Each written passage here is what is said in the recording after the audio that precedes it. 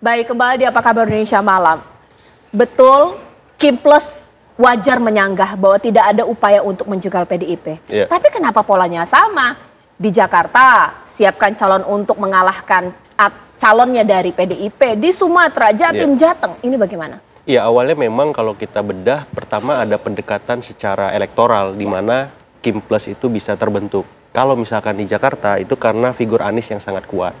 Mungkin kalau misalkan di Jateng, karena bantengnya sangat kuat.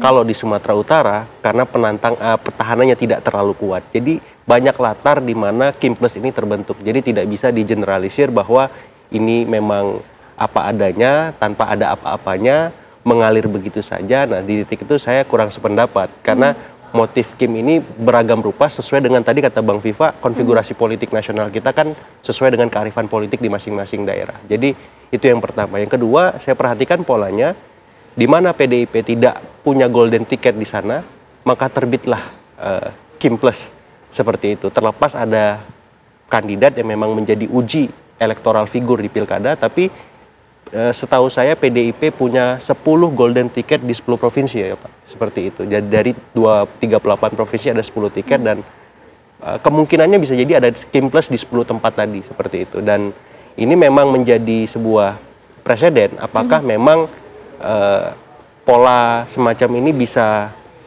terwujud dan akhirnya memberikan kompetisi yang sangat ketat, sangat kuat gitu, yang membuat kita akhirnya teringat dengan Pilpres 2024 dan apakah ini simulasi Pilpres putaran kedua itu, seperti itu. Nah, yang ketiga yang bisa menjadi bahan pertimbangan juga bahwa kita akan melihat, karena pilkada ini uji figur, siapa sih yang dimunculkan oleh Kim Plus, siapa yang dipaketkan oleh PDIP, karena itu yang akan menentukan kemenangan. Karena banyaknya partai atau koalisi yang gemuk itu tidak menjamin kemenangan di pilkada, walaupun bisa menentukan bagaimana peta kompetisi akan berlangsung. Nah, di titik inilah PDIP misalkan di Jakarta, ketika ya terbaiknya bisa mengusung atau terburuknya tidak bisa mengusung, akhirnya lawan kota kosong, bukan berarti PDIP selesai berjuang di sana. PDIP bisa juga mengendorse kota kosong untuk memastikan bahwa pilkada akan berlangsung dengan sangat kompetitif di Jakarta. Seperti itu. Pak Nursiwan, setuju tidak banyaknya koalisi tidak menentu kemenangan, tapi mengingat bahwa bayang-bayang dari Kim Plus ini hampir rata, Jawa Tengah, Jawa Timur, Bali, Sumatera, juga Sulawesi, seperti apa Pak? Tidak bisa dipungkiri akan ada penilaian demikian. Tapi kita juga harus selalu tidak pernah lupa untuk menjaga demokrasi Pancasila, bangunan demokrasi Pancasila ini tetap harus terjaga keberlangsungannya. Apa itu maksudnya? Bahwa bagaimanapun demokrasi pasca reformasi itu kita tidak bisa hanya bersandar kepada sebuah, banyak pihak mengatakan ini tidak ada salahnya sesuai dengan ketentuan dan sebagainya.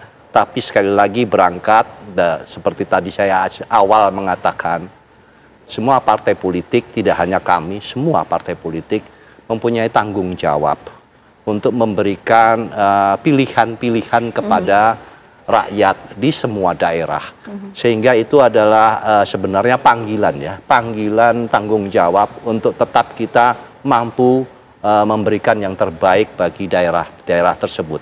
Dalam posisi tersebutlah PDI Perjuangan akan berupaya, meskipun dalam kondisi apapun, di daerah manapun, bukan untuk tujuan untuk tidak hanya kepentingannya partai saja, tapi juga tentu kita akan sangat memperhatikan kebutuhan rakyat. Bisa saja bahwa wakil kami mungkin tidak cocok, ya tidak apa-apa. Tapi paling tidak rakyat diberikan pilihan-pilihan untuk untuk memilih pilihan bagi siapa yang akan kelak yang cocok untuk memilih pemimpin di daerahnya masing-masing. Itu adalah bagaimanapun kondisi di daerah-daerah yang variabel dan komponen dan karakternya berbeda-beda.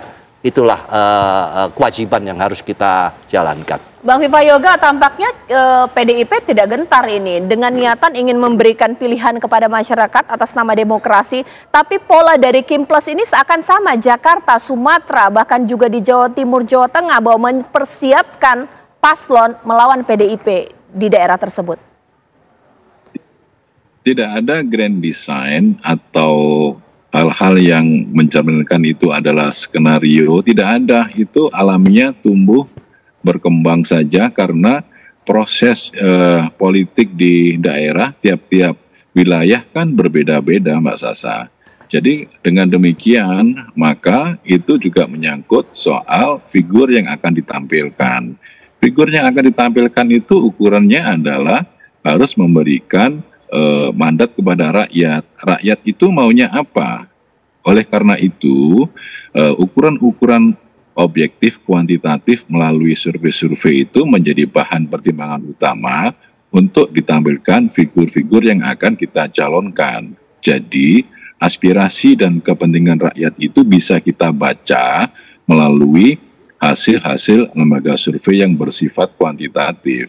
Jadi ukuran-ukuran itulah yang menjadi dasar pertimbangan proses pencalonan pasangan calon. Kalau kemudian di beberapa wilayah ada yang tidak bersama PDI Perjuangan, tapi juga banyak yang bersama dengan PDI Perjuangan.